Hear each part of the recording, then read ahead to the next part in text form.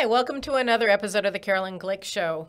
There's so much going on, and today we're going to be joined by a really important guest, Naomi Kahn from the Regavim organization, to talk about the wholesale destruction of Jewish history and heritage in Judea and Samaria by the Palestinian Authority that are supported by the European Union and God knows who else. We're going to talk about it. But in the meantime, I want to talk to you about the whole issue of judicial reform. Israel right now, I'm taping on Sunday morning, the 22nd of January, 2023, and we are very quickly heading for a train crash. You have the left, led by Supreme Court President Esther Chayut, and opposition leaders Yair Lapid and Benny Gantz, who are driving a train 200 kilometers an hour straight into the government of Israel, and they don't care that they're about to crash the entire country. And, this can happen any number of ways, right? We go back for a second and we remember that Israel's Supreme Court does not have any checks and balances on it, and they have arrogated to themselves the powers of the Knesset and the powers to legislate laws. They've arrogated to themselves the power of the government to administrate the country, to set policies on any subject that they want. They just last week fired Aryeh Deri, the head of the Shas party, from his cabinet positions as Minister of the Interior and Minister of Health, based on the feelings of the justices. You had a 11 justice panel, 10 of whom said that he had to be fired, and they used no law as the basis for their judgment. So this is just, we have gotten to this place, which is impossible. And we don't know how the train crash is going to be manifested in reality. Over the weekend, the Attorney General, who was appointed by Gideon Sa'ar, the former Justice Minister, the former Justice Minister Gideon Sa'ar, who is motivated by hatred and fear of investigations of serious allegations of sexual abuse that he allegedly conducted during his tenure as education minister. So Gideon Sa'ar appointed Gali Miara Baharav to be the Attorney General. And over the weekend, it was reported that she is considering firing Netanyahu based on no law. She's saying that he is in breach of his agreement that he made with a previous attorney general who railroaded him into a criminal indictment, that he isn't allowed to be involved with any legal issues as prime minister. And she said he's breaching this agreement, and therefore she is considering firing him. And if she doesn't fire him, if she gets fired, I hope, then, the Supreme Court may decide to fire Netanyahu. Why not? They fired Deri and they had no legal basis for their judgment, but they could fire Netanyahu too. We don't know. Or perhaps the government is going to pass Justice Minister Yariv Levin's plan for judicial reform, which is very moderate. It involves giving politicians, our elected officials, control over Supreme Court appointments. It involves enabling the Knesset to override Supreme Court judgments that cancel duly promulgated legislation. It gives the government the power to appoint its own legal advisors, because right now those legal advisors are effectively appointed by the Supreme Court, and they're not subordinate to the government, and they don't follow the government's lead. They don't help the government. They try to, as Gali Baharav Miara, who wants to fire the prime minister, is doing, they try to gum up the works and block the government from governing and the Knesset from legislating on behalf of the Supreme Court, which has no checks and balances on it. So, it could be that the government passes Yariv Law's suggested reforms that I went over a couple of shows ago with a member of Knesset, Amit Halevi. You can look at that show or last week's show where I also went over and summarized them in my lead. Or the government can, the Knesset can pass the laws that Yariv Levin has suggested. And then the Supreme Court can act on a petition from one of the leftist NGOs and cancel all of the reforms and say that all of the laws that were just passed by the Knesset that place checks and balances on their power are illegal and move on from there. Or, we have leftist commentators on television like Channel 13's Raviv Drucker and others who are calling for violence. And, somebody may be shot in the head in the name of democracy. We don't know what's going to happen. Everything is happening very, very, very fast, and it's getting out of hand. I mean, I heard last week as well, the European Union is getting involved with this. They are now telling the universities that if the professors don't come out and support the rebellion against the government that's going on now, that they're not going to fund their laboratories and their other operations. So, we have external actors that are coming in and trying to coerce Israeli institutions to oppose the government's plan to place checks and balances on the judiciary and so restore Israeli democracy. And so we can't back down. We, being we the people who elected the Netanyahu government with its 64 mandates. And by the way, just to be clear, one of the things that the left is saying is that it's practically even. They're practically there's practically a tie between left and right in Israel. That's not true. The right religious bloc got 64 out of 120 mandates in the Knesset. The left got 46, and the Arab parties got the rest. So you have 64 and 46, and that's 110. And then you have 10 mandates for the Arab parties, which are not part of the leftist bloc. So you're not talking at all about a near tie. You're talking about a very clear victory for the right against the left. And the left is trying with its 46 mandates and its total control over the narrative through just the trumpets that they have in the media that are pushing out their messages 24/7, and the legal fraternity, of course, and they're just bombarding the public with this incredibly false narrative. I read Haaretz newspaper over the weekend, just, or some of it, as much as I could stomach, just to kind of know the enemy kind of thing, and I couldn't, even though I bought it, I spent 37 shekels. That's like $10 or more for this trash sheet. I get it, and it's pure poison. All of the articles in them, this is in the Hebrew Haaretz, they're demonizing everybody who is in the government, everybody who supports the government. Supporters of the government aren't referred to as human being. They're trumpets. They're bibistim, Bibi clones or bots. They just completely demonize the majority of Israelis and say that they're evil, that they're stupid, that they've been duped or whatever. But be that as it may, the government cannot back down. They can't back down because this is what they ran on. This is what their voters demand that they do, especially after Derry, who received 400,000 votes, has just been fired on the basis of no law by 10 out of 11 Supreme Court justices. And the 11th guy who dissented, he didn't have any problem with what they were doing. And he apparently didn't think that they needed a basis in law to do what they did, but he had a technical issue with it. So it's really 11 out of 11 who think that the Supreme Court has the power to fire government ministers in duly constituted lawful governments that were duly approved by the Knesset.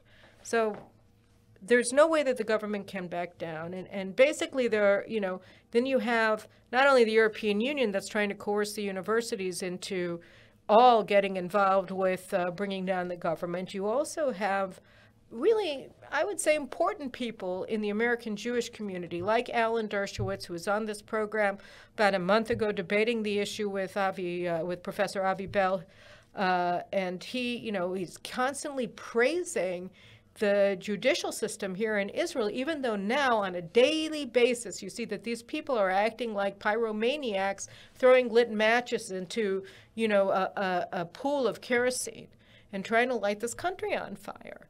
And you have Abe Foxman, the former head of the ADL, who's considered this elder statesman of American Jewry, who said that, if Israel goes forward with the judicial reforms, that he's not going to support Israel anymore. What are you talking about?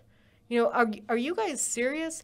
You guys, if you have any influence here at all to bring to bear, then you have to talk to your friends in the judicial system here in Israel and tell them to stand down, because it looks like they are so unwilling to listen to any criticism of anything that they've done and take any limits on the power that they've seized illegally from the people of Israel and by taking away the power of our elected representatives, that they're willing to set this country on fire. That's where we are headed right now, towards a train wreck, and they're the ones driving the train. They're beloved justices and jurists, right? They have to, Alan Dershowitz, Abe Foxman, whoever else is in that clique, have to start talking to Esther Chayut and her friends and tell them to stand down. Same with Yair Lapid, same with Benny Gantz. There are three people driving the train. The two heads of the political opposition, Yair Lapid and Benny Gantz. And then the third one is Esther Chayut. And one of them, all you need really to put on the brakes is for one of them to hit the switch and to stop the train from moving forward. That's it. They have to stop. They have to say, look, you know what? Israel is more important than this. And by the way, Netanyahu and his people have a point. And one last thing I want to say about this. Justice Minister Yariv Levin disappointed a lot of people on the right with this proposal, which is only supposed to be stage one of his judicial reform, because it's so moderate. And there are so many things here that, don't seem right, including the stipulation that you need a 61-seat majority to overturn Supreme Court decisions. And a lot of people say, well, why do we need permission to overthrow Supreme Court decisions in the first place? They don't have a legal right. They seized one, but there is none in the law that gives them the right to cancel laws. I mean, the British Supreme Court, from what I understand, does not have the right to overturn the laws of the Parliament. Why did he just accept this theft of the power to cancel the laws of the Knesset? But be that as it may, it appears that he negotiated with himself and that he put out a proposal that's supposed to actually be executed, not haggled about. And so now we see all of these supposedly moderate people, right, on the side of the justices, driving this train 200 kilometers an hour into the state of Israel, right? You have all of these supposed moderates offering proposals for compromise. And the proposals that were put forward, for instance, by former Deputy Attorney General Raz Nizri, that came out over the weekend, all they call for is to empty of all substance Yariv Levin's proposal. And really, there's not much place here for negotiation. In fact, I can't find any.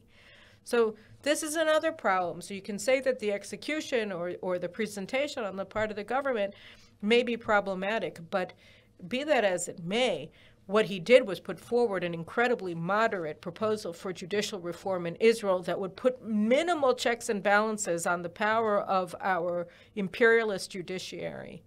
And whether it's Alan Dershowitz and Abe Foxman and their colleagues in the Jewish federations, in all the other major American Jewish organizations, American Jewish Committee, American Jewish Congress, whomever it is, they should be talking to them and stop agreeing with their incitement against democracy in Israel and against the public in Israel that voted for this government on a platform of judicial reform. These are important things that people could do. These are important contributions that these people can make if they really love Israel. It's important. All right? Yariv Levin came out and he said, look, I don't want to destroy the justice system, which is what Esther Chayut incontrollably accused him of doing, along with her guru, Aaron Barak, the former president of the Supreme Court, who enacted the initial judicial revolution in Israel in 1995 without legal basis. At any rate, they're saying that we're trying to destroy, we the people are trying to destroy the judicial system. And Yariv Levin said, no, I'm trying to save it. And you know what? He's right. He's right. And the country as well. Israel only exists as a democracy. The concept that anybody in Israel is anti-democratic is simply to ignore the history of Israel. We have been a democracy under the worst conditions, and we've never stopped being a democracy. The Israeli people don't have an authoritarian bone in their body, and history proves it out. And I want to turn now to my conversation with Naomi Kahn from Regavim to talk about some of the things that are happening, in part because we have a legal system that is so radical that it has blocked successive Israeli governments from taking the kinds of actions that need to be taken in Judea and Samaria, in this case, what we're going to be talking about here, to protect Jewish heritage, but in a larger sense, to fight the European Union's political war against the Jewish state and Jewish history and the Jewish people, and to fight the Palestinian Authority, which is an existential threat to all of these things. So these are the stakes. We're in a train wreck right now. They're driving this car, they're driving the locomotive 200 kilometers an hour into the face of Israel, and they have to stop. They just have to stop. They got to stop. And now, without further ado, let's talk a little bit about the destructions of Jewish heritage, of Jewish antiquities in Judea and Samaria. While we're thinking about other things, the Palestinians, with the support of the international community, are devastating all the Jewish cultural, archaeological heritage sites in Judea and Samaria. In 2020, a group of 3 different organizations led by senior archaeologists did a mapping of the 365 most important Jewish heritage archaeological sites in Judea and Samaria. And they went in, they mapped it all, and what they couldn't go into because they were areas under the Palestinian Authority's control, they surveyed from the air with aerial photographies and with drone photography. And they came back with the devastating finding that 40% of the sites, including I think the 25 most important Jewish archaeological sites in Judea and Samaria, had been devastated, including the 25 most important Jewish cultural sites. And this was 3 years ago, right, that the study came out. In the meantime, the Palestinian Authority was exposed, I think, a week or so ago, that the Palestinian Authority is planning on a major housing project that will utterly destroy Joshua's altar. Joshua's altar, which is the place, in fact, it has been proven to be the actual fact where Joshua gathered the tribes upon crossing the Jordan River 3,250 years ago, and dividing up the tribes and I think forming the army. So they want to build apartment buildings on it, because why not? Before that, they were turning it into a barbecue site. So now they just want to go the whole way and destroy it utterly, and others as well. So I want to talk about what has already happening, what's happening on the ground, what the Palestinian Authority's role in it, and what the international community's role in it today on the show. And I'm lucky to have the Naomi Kahn, the head of the director of the International Division of Regavim, which is an incredibly important organization here in Israel that tries to protect our national lands in the Negev and the Galilee and Judea and Samaria and all over the country. And you guys have been really leading the way and trying to alert everybody to what's happening, the cultural rape of Judea and Samaria by the Palestinian Authority to blot out Jewish history. So without further adu, thanks so much for coming. Welcome to the Carolyn Glick Show. Thanks for inviting me. Unfortunately, it's a very depressing subject. Indeed. But it's one that we have to look at. And every day that goes by, the situation gets worse. We've been tracking this since the foundation of Regavim, which is 17 years. We've been in the courts about this. We've been through the bureaucracy about this. We've been in the international arena as well. And we, unfortunately, not encouraged by the progress or lack of progress that has been made. Every day that goes by, there is further destruction. About 2 weeks ago, an internal European Union document was leaked to the press, right, in which we essentially got official confirmation of what we've been seeing on the ground for years, since approximately 2011. Only 2 short years after the Fayyad plan was launched, the European Union officially declared its support for the unilateral creation of a Palestinian state in all of Judea and Samaria. But in this new document that was leaked, the European Union admits, essentially, spells out its policy for monitoring and trying to impede archaeological excavation and the preservation of archaeological sites throughout Judea and Samaria in order to erase or disconnect the Jewish people from its cultural history, from its connection to Judea and Samaria, and to create a Palestinian narrative where one does not exist. So before we get into the international thing, first I want to talk about specifically the devastation. Yes. So if you wouldn't mind, there are a few sites that are better known than others, and they're being devastated. So for instance, I was mentioning Joshua's altar in my setup for this interview. Can you tell me a little bit about the major sites? I think it's Joshua, they're in Samaria, Joshua's tomb, Joshua's altar, the Hasmonean palaces, Tel Aroma, yes. Sebastia, the capital of ancient Israel. Yes. Can we talk a little bit about these sites and what's happened to them? Absolutely. In some cases, it's even more egregious than others. Some of these sites have been simply looted. They're the victims of criminal neglect in some cases.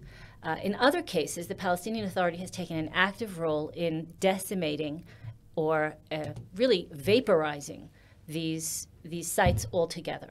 In one of the cases that you mentioned, ancient Shomron, which was the capital of the Israelite kingdom, UNESCO itself helped the Palestinian Authority destroy some of the site and reinvent other parts of the site as a Palestinian heritage site. So, like, what does that mean? They paved over. They simply brought steamrollers and paved over ancient water cisterns, parts of the wall of the city, parts of the arena. This is a site that is of incredible international world. It's a World Heritage site. Yeah, UNESCO exists actually in order to protect these sites, and in this case, they've actually helped destroy the site and create a fictitious, insane narrative of some Palestinian history there that it's hard to. It's part of the Palestinian Heritage Trail now, and the state of Israel sat back and allowed this to happen. When did this happen?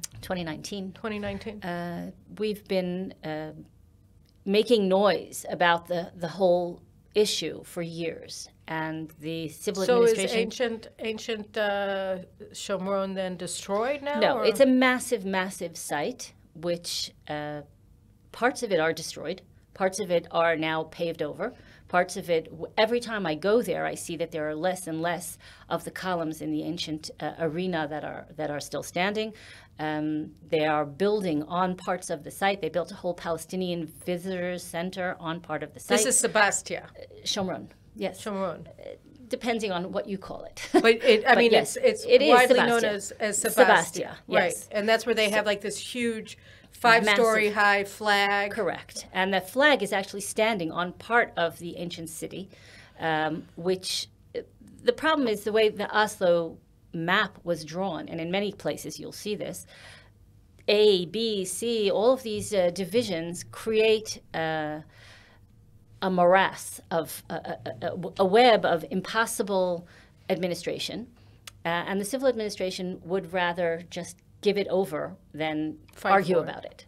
There's another one by my house in Efrat. So yes. Gush Etzion was the pilgrimage route of the Jews to Jerusalem 3 times a year, and they had to build this whole water system to enable 1 million people to be in Jerusalem at once with water. And so you see in all of the communities in Gush Etzion, you see the way that Herod had built this incredible engineering wonder of reservoirs and pipeline, essentially, of water from Judea to Jerusalem. And one of the main, reservoirs that was created was Solomon's Pool, which was inadvertently neglectfully placed under Palestinian control. And we went there every once in a while. They give permission to Jews to go visit the site. And it's just it's a garbage dump aside from everything else. It's just totally devastated by the Palestinian I'm glad you Authority. raised this case, because this case, I think, highlights so many of the problems that come to a head here that have allowed this travesty to actually happen. The ancient water system is a wonder of the ancient world. Right. Solomon's pools are one of our most important heritage sites.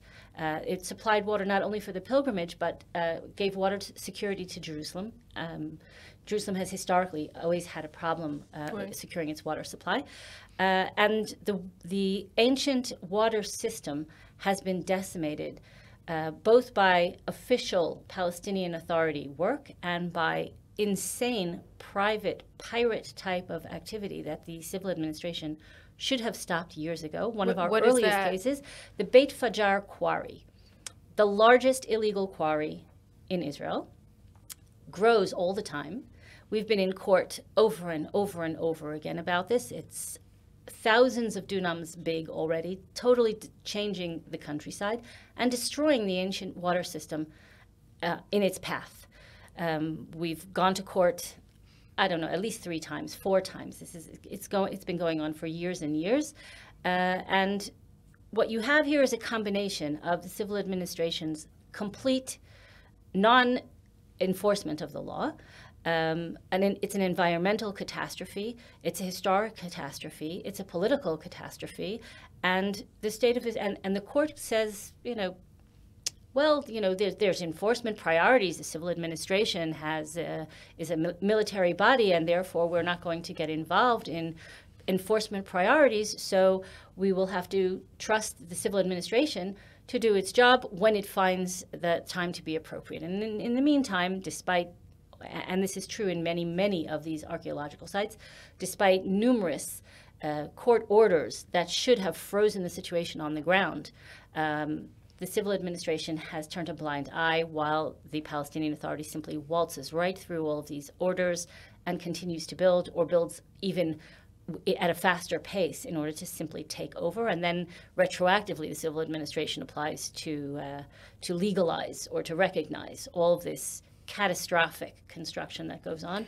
We have it all through the territory. We have also in parts of the water system in eastern Gush Etzion, for example, have been plowed under by European Union-funded schools, illegal schools, which are a for the Palestinian Authority takeover. So we have this in Khan Luban, we have in the Shomron, in eastern Gush Etzion, we have a number of schools that were built in order to anchor non-existent communities, build communities, create infrastructure around the school that enables the Palestinian Authority to create new quote-unquote villages, many of them on archaeological sites, including the Herodian, for example, which is a massive World Heritage site. They're trying to undermine the Herodian? They built a school on the grounds of the Herodian site. Really? Yes, and we've been in court about this over and over again. Same thing at Kever Shmuel Hanavi, the tomb of Samuel the prophet, in the Binyamin region. They built an illegal school. It has all these signs, European Union support, all the member states as well. These illegal schools decimate archaeological sites and enable the creation of more and more construction, more and more infrastructure work that further and further simply decimates all the archaeological sites on which they are being built. So we have 2 actors here that I want to focus on, and then I want to move to the civil administration and the government of Israel. But so the first one that I want to talk about is the Palestinian Authority, right? Because they're the ones that are doing this. And, one of the things that I found interesting, about 10 years ago, The Guardian and Al Jazeera published the Palestine Papers, right? Which were sort of it was the same time that all of the American documents were being published by what's it called? Not Wikipedia. WikiLeaks. WikiLeaks, right. And so the Palestine Papers had one particular paper that I wrote about in my book, The Israeli Solution, which was pretty astounding in its honesty. It was a frequently asked questions crib sheet. And so the question that they provided an answer to was, why won't we recognize Israel as the Jewish state?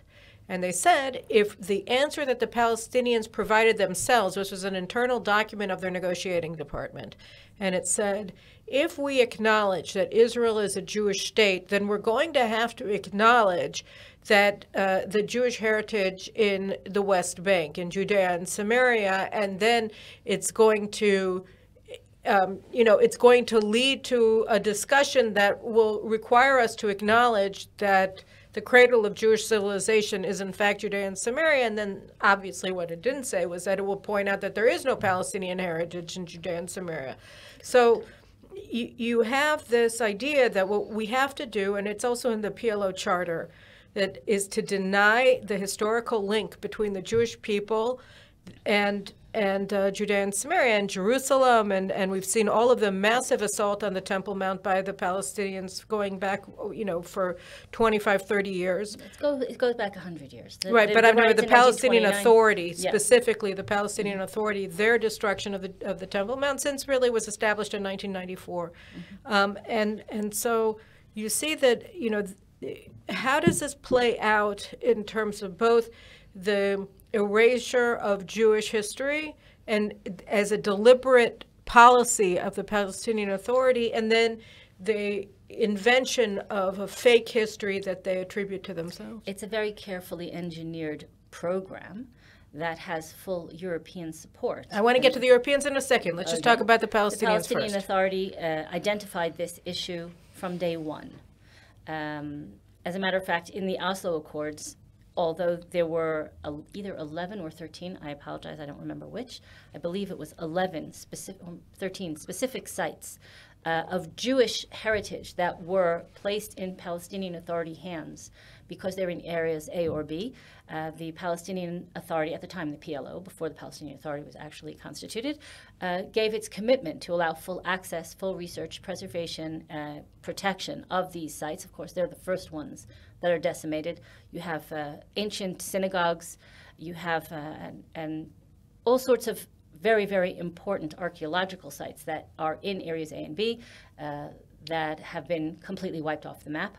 So like what, for instance? Joshua's tomb, the ancient synagogue in Eshtamoa, Samoa, they're all over. There's an ancient synagogue in Gaza as well. We're not even talking about that. Right. Yes, so they're all those, even the specific ones, and Solomon's Pools, for example, was one of them. And they were the state of Israel and Jewish tourism, Jewish excavation, Jewish inspection of the site was guaranteed in the Oslo Accords. That obviously didn't happen, doesn't happen. We're supposed to have access.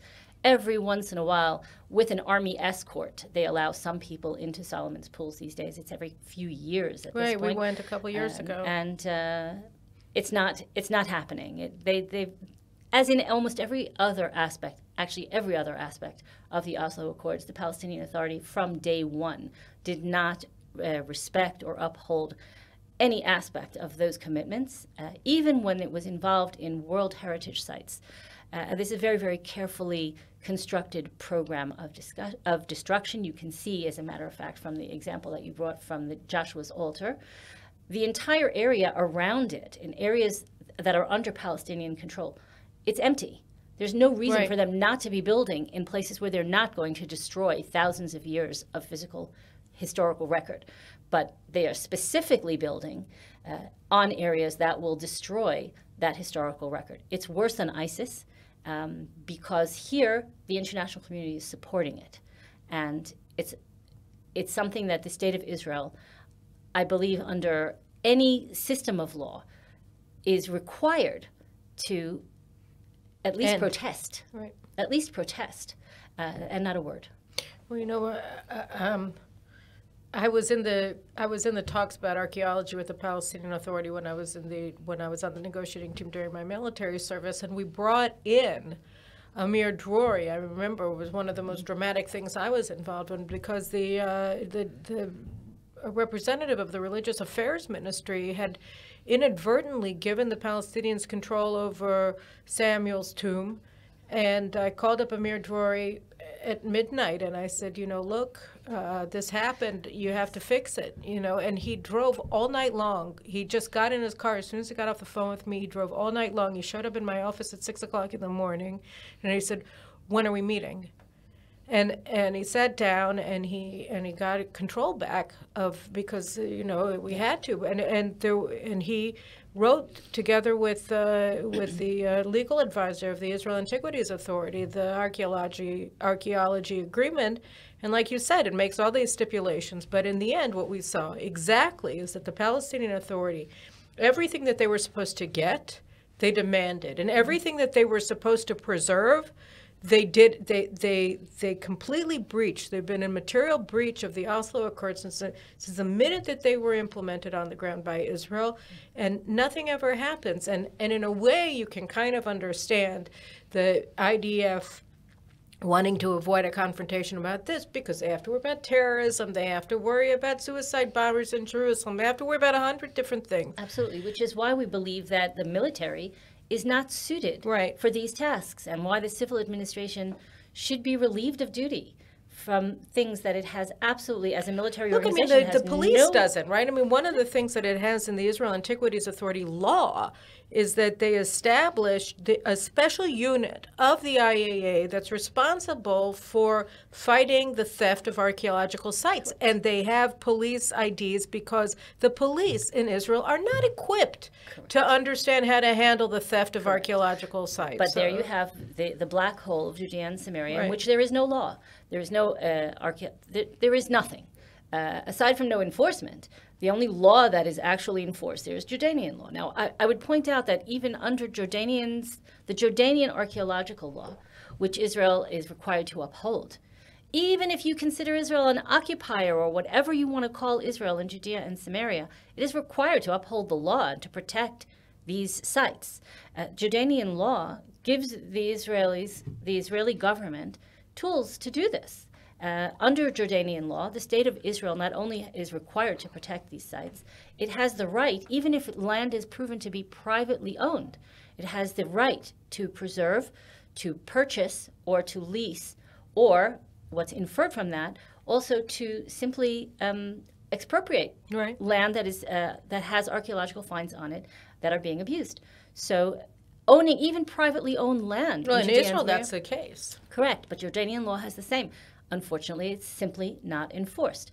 So about a year and a half ago, because of this initiative that you mentioned at the outset of the creation of Preserving the Eternal and this massive survey that was carried out, the Israel Antiquities Authority was supposed to be given authority in Judea and Samaria, or certainly under the areas under Israeli control. We're writing off areas A and B more or less, but area C at least, at the very least, to extend Israel's antiquities authorities into Judea and Samaria to take responsibility for the sites that are still there. Unfortunately, that hasn't happened yet. It's on paper. It hasn't happened. Other things that are supposed to happen is supposed to be the creation of a very large unit, the largest in the Israeli government, that would combine the Antiquities Authority, what do you call it in English, Moreshet, heritage, right? So and to give actual powers, to give budgets, and to give powers, and to give technical and academic. Okay, again, you keep getting ahead of me because I'm not done with the bad guys. Okay, let's go back to the bad guys. Before we go to the incompetent good guy, let's just go to the bad guys for a second. Okay, so the Palestinians, they set out very systematically to destroy Jewish heritage sites, our archaeological sites in Judea and Samaria. But then they also have this invented history. So can we talk a little bit about their invented history? What are they based? How do they approach the idea of of making up thousands of years of non-existing history? Well, if you look on Wikipedia, for example, you can look up. They have a very, very large presence of all these historical and ethnic and cultural entries. The New Israel Fund has an army of people who sit and create all of this. So look up, for example, traditional Palestinian weaving or embroidery or whatever. And they create this narrative, meaning they'll take bits of physical, some sort of traditional handicraft from across the entire Middle East, rebrand it as Palestinian, and hey presto, you have some sort of hundreds, thousands of years, tens of thousands of years of some tradition, which is essentially a pan-Arab situation, and then they place it in various spots this village was a center of the weaving industry in Palestine, ancient Palestine. They just simply make it up. It's really very, very simple to do. So, like, what organizations funded by the New Israel Fund do this? Well, you're not allowed to say. You see, the way the rules of Wikipedia means if anything is organized, then they will not accept it. So they pay individuals. It's all very, very quiet and behind the scenes. And you have individuals who are supposedly experts on Palestinian culture who are writing each of these things. The same experts, for example, can take over, and they did this to Regavim. Anyone who goes onto Wikipedia and looks up Regavim, you will see that the entire entry on Regavim, our identity, was taken over by quote-unquote experts and completely changed. And we can't edit it back. You're not allowed to edit your own No, I page, know. and They you're did. not They allowed- had all this false information on my Wikipedia thing, go. and they said I was not objective. And Exactly. Therefore We're not objective, so our identity is not in our hands anymore, and our Wikipedia page is a diatribe against what we do, all full of slurs, slanders, and outright lies. But they have an army of people, people whose full-time job is to sit and raise their level of recognition and credibility as in terms of Wikipedia editors, and they create these narratives. So if you go onto the website of the Palestinian heritage site at Sebastia, you will see an entire narrative, and it changes all the time. It gets bigger, deeper, broader, all kinds of insanity, and you'll see this in pretty much any one of these sites. At the same time, the Palestinian Authority has a very large ministry that has full-time employees this is what their job is. They've also created the Palestinian Nature Trail, which goes all through Area C as well.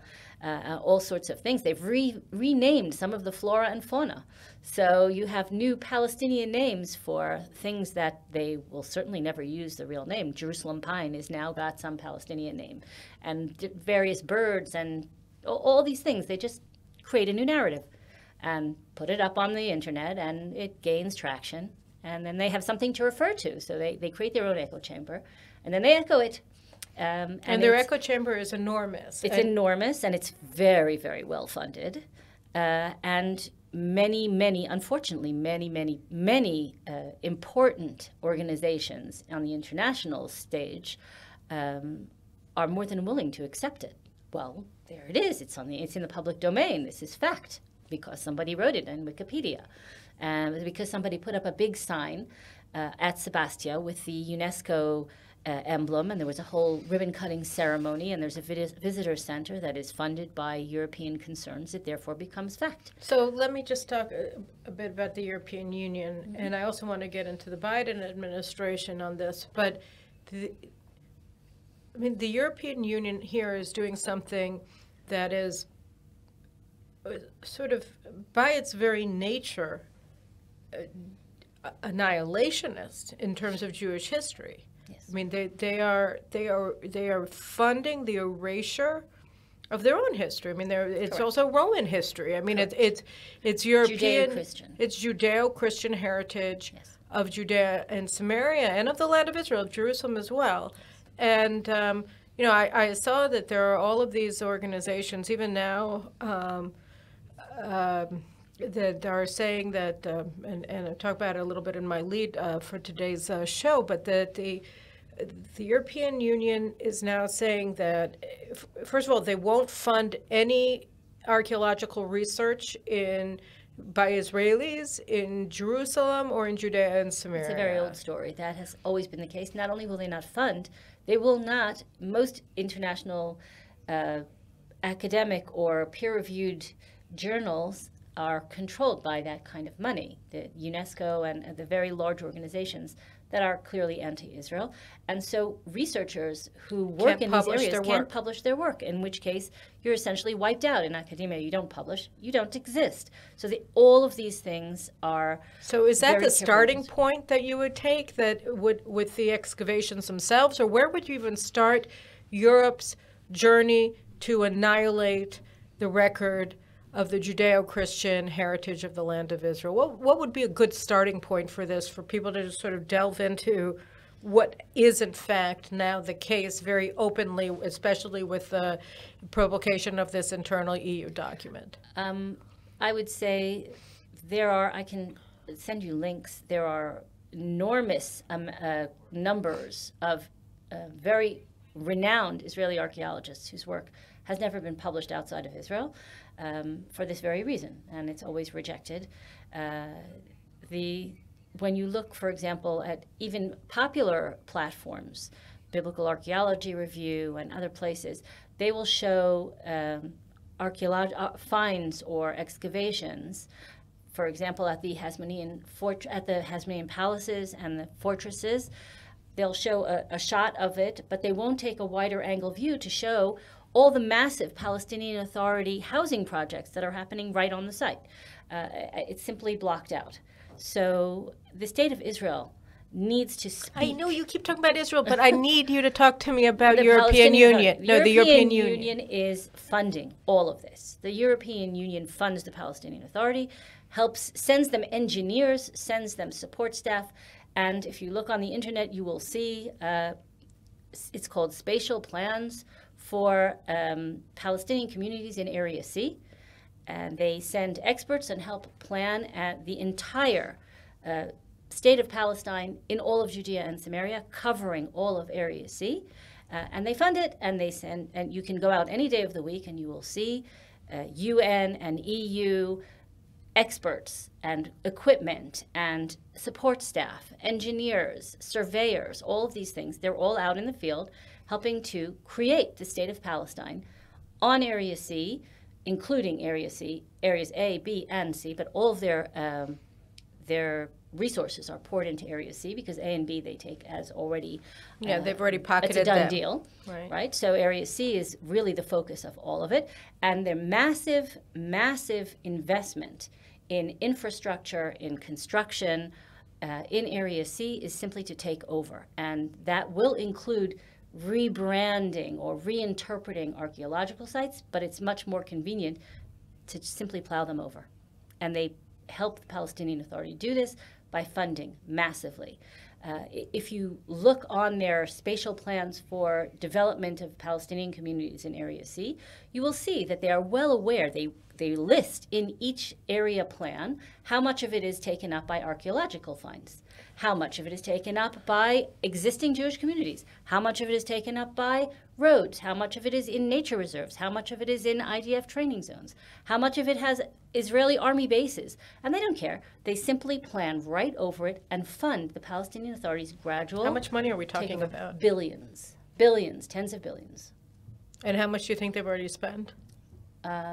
Somebody did a study. It's very, very hard to track all of it because it comes through in so many different ways.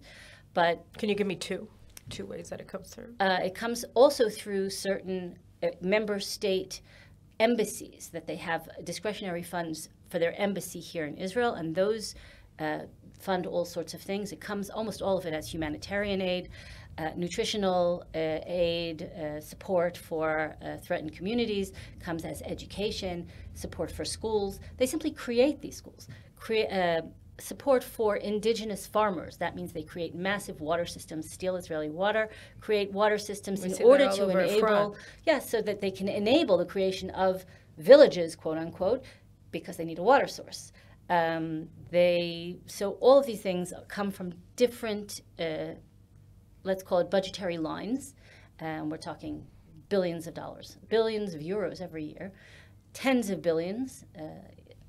We can't even calculate how much has come through the European Union and individual member states, massive investment by church organizations that are funded by European governments. So that comes through that way as well. Comes through, for example, even the British Embassy. They have the British Embassy in Tel Aviv has its own fund with millions of pounds in there every year that goes to various Palestinian Authority projects. You have the Canadians, for example, all the countries that have representative offices in Ramallah. That's a completely different budgetary line, and there they have all of their professionals, support staff to help the Palestinian Authority create a government, and that means funding all of these kinds of quiet Incidentally takeovers. and parenthetically, I think you guys put out, I know I talked about it on Channel 14 like 2 months ago or something, that there were Canadian military forces that were deploying around Judea and Samaria, and there were photos of Yes. these Canadian officers Yes, yes. interfering with IDF military operations. It's even more bizarre than that. There's something that is administered by the U.S. Embassy's USSC, the Security Coordinator Council. This was created during the Clinton administration to monitor the roadmap. It's called Project Proteus. Project Proteus is... But the roadmap is in 2003. It's with the Bush administration, and Condoleezza Rice massively expanded the security coordinator. And it just kept on going. Right. Right. So Rice is gone. And Bush all is of gone, right. Clinton's gone, and we're still stuck with this Obama, project here. That's here. Obama's whatever. The whole thing is still here. What it is representatives of the armed forces of 8 governments. That includes Turkey, and includes Japan. These are uniformed officers, and they were sent to the region to help build capacity for the Palestinian police, meaning train them, etc., etc. Why are they still here? Probably because the state of Israel wants them here as responsible adults looking over the shoulder of the Palestinian police in places where Israel can't go, like Gaza, like Ramallah, like Jericho. But all of a sudden, we began to see these Canadian officers, armed, uniformed Canadian officers, brigadier generals, whatever, roaming around Area C, visiting illegal construction sites, offering support to Palestinians whose illegal structures have been demolished by the civil administration on those rare occasions that happens, etc., etc. And we became incensed. We sent off letters not only to our foreign ministry and to our ambassador in Canada, but also to the Canadians themselves, to the Canadian foreign minister and to the Canadian embassy here. And Did you ever get any responses to those? We never letters? got any responses. However, and this is unconfirmed between us, and our audience, which I'm still trying to get confirmation about, the Americans got very upset because the Canadians were overstepping the mandate, and they aren't supposed to be in Area C at all. If they're here to create capacity and work with the Palestinian police, they should be in Areas A and B, and not anywhere in Area C, because there's no Palestinian police presence in Area C. Okay, So- now I want to move. I'm going to interrupt you because I want to try to. We can't talk for 3 hours, although we could talk for 5. Yes. But first of all, before we go to Israel, we're going to end with Israel and our Keystone Cops administration of all of this thing. But first, what set me off on this whole thing, I have to do something on the archaeology, is that 2 weeks ago, the U.S., Michael Steinhardt, who's a Jewish philanthropist, I don't know, he got embroiled in some tax evasion investigation. I'm not clear what it was, but the settlement that he reached with the federal government was that he had to give them $30 million worth of antiquities that he had in his collection. And they decided that one of them was an artifact from the 2,700-year-old artifact from the South Hebron Hills, which is around the time of the Assyrian occupation of ancient Israel. And they decided to give this to the Palestinian Authority, and they ceremony, the whole in thing. Bethlehem. They had a huge ceremony in Bethlehem where they're giving it, and they called it your paternal heritage. Yes. And I thought, whose father? What are you talking about? What heritage? So the U.S. government is now actively involved in cultivating this fake history of the land of Israel. Correct. So and where is our government? Well, one more second. First, U.S. government. Yes. What is going on there? What is the U.S. involvement in this? The U.S. involvement is appalling. What is it? Appalling is an adjective. But what are the details? What do you know? There is no precedent for this sort of behavior. Palestine does not exist under international law. The state of Palestine does not exist. The U.S. doesn't recognize Palestine. The U.S. does not recognize Palestine, and it is therefore actually probably against the law for the American government to quote unquote repatriate to a non-existent sovereign artifacts that rightly belong to the state of Israel and aren't even under their security control or their control of the Correct. Palestinian Authority. Correct. And this at a time when the Palestinians are systematically destroying the historical record of Correct. Jewish settlement in the South Hebron Hills, which is sort of focused on the ancient Jewish city of Susia, right? Susia is an issue. There are so many sites that are being decimated in the eastern Gush Etzion, from everything in the South Hebron area all the way up through Gush Etzion and coming up to Jerusalem. No, we drove to Eilat over Hanukkah, and we drove through the whole Hebron and South Hebron Hill areas, and it was depressing. It's depressing. It's depressing. I mean, they had beautiful agriculture, you know, and you knew that it was getting the top funding, and it was all over the ruins of Jewish civilization. The ruins of Jewish civilization are being literally plowed under. We had the largest Second Temple era burial caves, which were the Palestinian Authority issued permits for local farming. They came with bulldozers outside Jericho in Area C, bulldozed the entire thing, stole the sarcophagi, dumped all the bones. Okay, Naomi, now's your chance. Let's talk about Israel, the Keystone Cop. The Keystone Cop. It's worse than the Keystone Cop, because Right. the Keystone Cops actually, they At least trying to do they something. make some move as if they're going to do something. Here, the civil administration, in so many cases, has actually worked at cross purposes to the Jewish national interest and to world history by not only encouraging, not only turning a blind eye, but actually encouraging the decimation of these sites. Give me an example. So if you have, we run to the civil administration, we say they're starting to build something illegal. This is an archaeological polygon. This has been a declared archaeological site since the British Mandate, or some of them even Ottoman before. Empire. Right. This is an archaeological site. It is a recognized archaeological site. They are starting to build, or an individual is taking over an archaeological ruin and turning it into his own private home. This has happened all over the place. We've been in court with things like this over and over and over again. So what does the civil administration do? The civil administration says, well, you know, we need to figure out how we're going to enforce the Jordanian law that is in force here. So we need a delay. So we've had cases where they've asked 20 times, 20 times for delays. In what? In enforcement. We go to court. The Supreme Court says, okay, what are you doing about it? I say, well, we have to figure out how exactly we're going to enforce the law. At the same time, they encourage the builders of these illegal structures to apply for building permits in an archaeological site. And then what do? The civil administration created, without any authority to do so, an internal procedure that is actually a violation of the law. They say, okay, as long as something is in the process of requesting or being considered for a permit, we don't enforce the law. So the Palestinian Authority... Well, at least when it's not Jews doing the permit. So the Palestinian Authority comes in full blast, knowing that it has this umbrella of protection, because the civil administration has declared that this is its policy. It will not enforce the law while there are proceedings underway.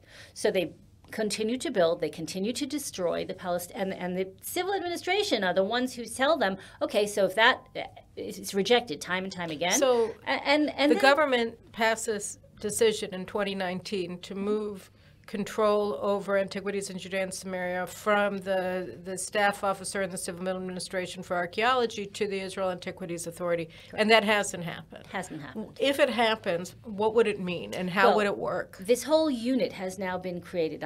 It's a whole new, essentially a government authority that combines the Israel Antiquities Authority, which is essentially, it's not an enforcement body, it's an academic, scientific body, which will carry out the rescue excavations, actual excavations, documentation and protection of these sites. But then you have the heritage ministry, the Ministry of Heritage, which has the budgets to do these things, and the enforcement powers, etc. So it would create an umbrella that could actually make a dent in what's left in Area C. Obviously nothing in Areas A and B. But at least let's start with something. Some sort of move towards protecting the physical record of our ancient history here and our connection to the land. It's no coincidence that the European Union is intent on blocking in any way that it can. Aside from assisting the Palestinian Authority, it wants to block Israeli archaeology and excavation. Yeah, look what they're doing with the City of David. I mean, the City of David is one of the, maybe, I don't know, the only one, you can tell me, major national heritage sites that is controlled by a private entity, right? The Ir David Foundation, and it has to be, because if it hadn't been, then it would have been destroyed. And so the left, through the different New Israel Fund funded organizations, have been waging lawfare against the Ir David Foundation to try to criminalize it, delegitimize it, demonize it, and seize its power. And the only reason that we have the City of David being excavated is because they managed, through a miracle, to take control of the site. Correct. I think that the recent move by the American government in returning, quote unquote, this artifact speaks directly to this same issue. When we have a black hole, we have to step in as private organizations, which is why Regavim as a nonprofit, and Preserving the Eternal, which was spun off also as a nonprofit, and in some cases the Shiloh Forum, which gets very, very involved in all of these issues. The government is not there. So the only way to actually save this is to create private entities. We don't want to replace the government. We want the government to do its job.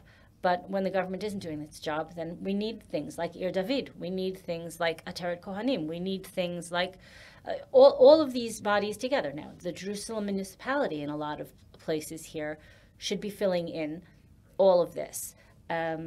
Ministry of Justice in a lot of places. The whole Sheikh Jarrah travesty that came into all of this. No, we're going a fire field, but I mean, yes. I think suffice to say that what you're saying is that the destruction of Jewish antiquities in Judea and Samaria and in Jerusalem is part of a much larger problem. And I would say, and you know, when we're filling this out, let's try to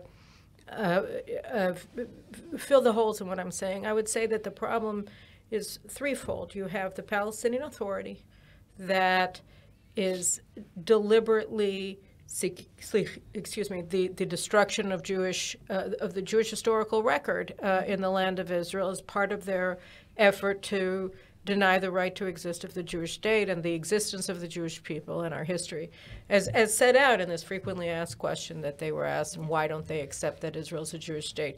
And second, Europe is continuing their, I mean, I think Turya Tannenbaum was the first one who said it in Catch the Jew, that what we're seeing here is a proxy war. The Palestinians are a European proxy, that the Europeans themselves are trying to annihilate the Jewish state. Correct. They're continuing their war on the Jews through different means here in the land of Israel, and the Palestinians are their agents. Well, when you asked me earlier, how is it, how does the Palestinian Authority create this narrative? When you have such a willing recipient on the other end of the phone line as the European community, it's so easy. They'll make something up, tell it to me, and I'll run with it. And I'll give you $1 million to push for sure. a pseudo-academic journal. I'll give you $1 million to first create the lie, and then I'll give you another $1 million to help propagate the lie, and then we'll, on our end, make sure that it is accepted as truth. And then Israel is condemned for questioning it. Correct. So that's the two bad guys in this, and then the good guy in this doesn't actually know what it wants to do, and so. Now, hopefully this government is 2 weeks old, and right now I truly believe that everything is contingent on legal reform and also on figuring out how to work the civil administration piece. Bezalel Smotrich came in with this finance minister with this requirement that he be in control of the civil administration. It's not working out so well on the ground right now. I kind of think that this is less important than legal reform, but I mean, something has to be done with the civil administration because they're acting as a hostile element inside of the Israeli military right now. I would say yes, judicial reform is, nothing else can move without it. Right. But on the other hand, a lot of the problems that we've discussed today can be solved if the coalition agreements are actually upheld. And so far they have not been. 2 weeks. I'm willing to give them time, but everything has come to a head, for example, at the Joshua's altar. Right. What can be done there? If Israel, if we were to take this as a test case and then use it as a basis for continued action, what would be your suggestion to Prime Minister Netanyahu, Defense Minister Gallant, and Education Minister? I mean, all of the relevant ministers, and of course Smotrich. Exactly what would you suggest that they do right now? The powers that Netanyahu guaranteed in the coalition agreements have to actually be transferred into the hands that they were promised. So, but what would they do? What would they do is, first of all, they would actually convene this overarching umbrella organization that would combine the Israel Antiquities Authority with the Heritage Ministry and give actual powers to protect and police the site. The civil administration at the moment is blocking all access to Jews to this site, which is a travesty. If Jews were actually physically allowed to be there, to visit, to tour. There was a Jewish farm on that hill that was removed.